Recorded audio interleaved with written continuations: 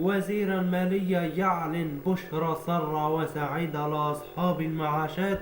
أعرف التفاصيل.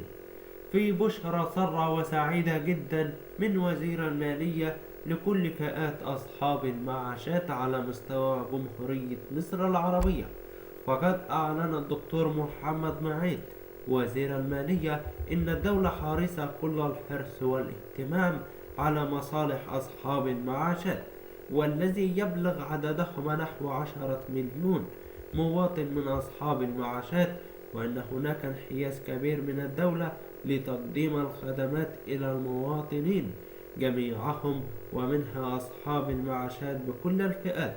وتابع الدكتور محمد معيط وزير المالية في تصريحات صحفية له إن الدولة قامت بزيادة المعاشات الشهرية لأصحاب المعاشات، وقامت أيضا بصرف العلاوات الخمسة للمستحقين من أصحاب المعاشات والتي كان عليها خلافا من 2004، وذلك لأصحاب المعاشات.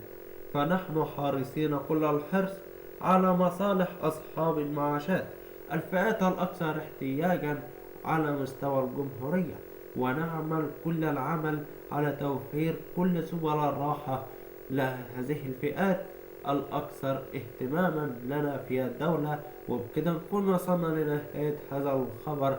طبتم وطابت أوقاتكم. نلقاكم دائما في أفضل صحة وحال، والسلام عليكم ورحمة الله وبركاته.